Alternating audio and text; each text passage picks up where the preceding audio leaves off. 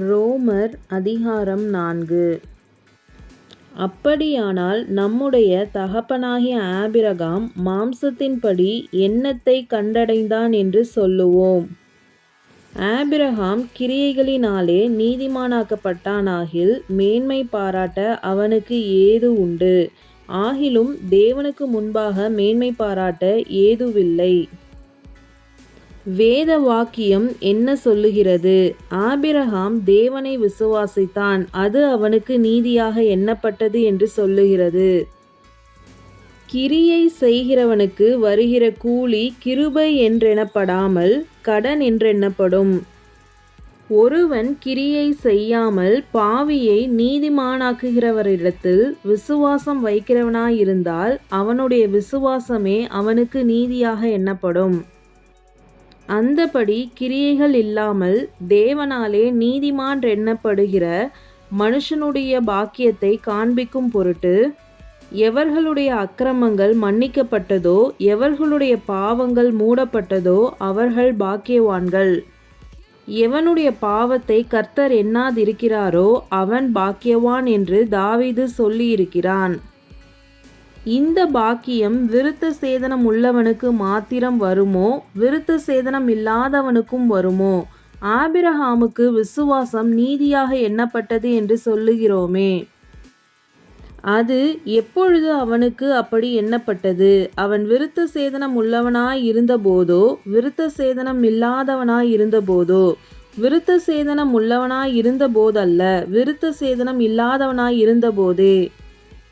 மேலும் விருத்த சேதனம் இல்லாத காலத்தில் அவன் விசுவாசத்தினாலே அடைந்த நீதிக்கு முத்திரையாக விருத்த சேதனமாகிய அடையாளத்தை பெற்றான்.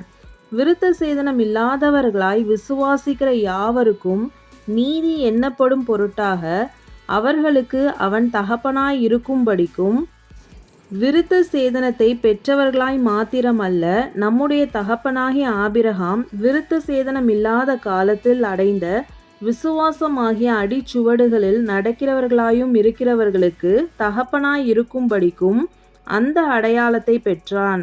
அன்றியும் உலகத்தை சுதந்தரிப்பான் என்கிற வாக்குத்தத்தம் ஆபிரகாமுக்காவது அவன் சந்ததிக்காவது நியாய பிரமாணத்தினால் கிடையாமல் விசுவாசத்தினால் வருகிற நீதியினால் கிடைத்தது. நியாய பிரமாணத்தை சார்ந்தவர்கள் சுதந்திரவாளிகளானால் விசுவாசம் வீணாய் போகும், வாக்குத்தத்தமும் அவமாகும். மேலும் நியாய பிரமாணம் கோபாக்கினையை உண்டாக்குகிறது. நியாய பிரமாணம் இல்லாவிட்டால் மீறுதலும் இல்லை. ஆதலால் சுதந்திரமானது கிருபையினால் உண்டாகிறதாய் இருக்கும்படிக்கு அது விசுவாசத்தினாலே வருகிறது.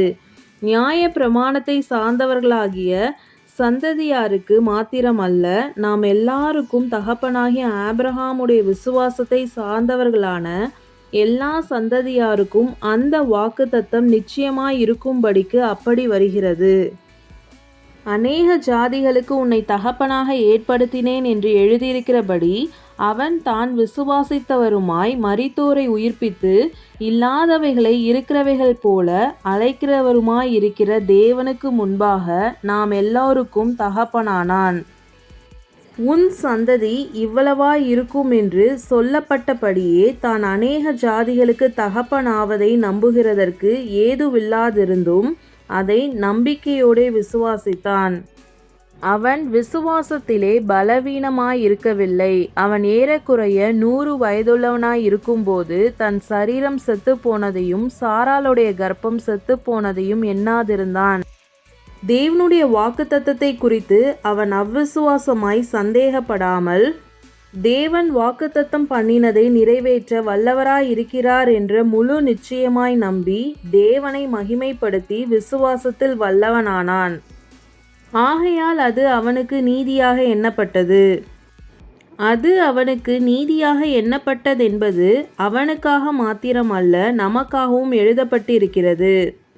நம்முடைய கர்த்தராகிய இயேசுவை மரித்தோரிலிருந்து எழுப்பினவரை விசுவாசிக்கிற நமக்கும் அப்படியே எண்ணப்படும். அவர் நம்முடைய பாவங்களுக்காக ஒப்பு கொடுக்கப்பட்டும் நாம் நீதிமான்கள் ஆக்கப்படுவதற்காக எழுப்பப்பட்டும் இருக்கிறார்.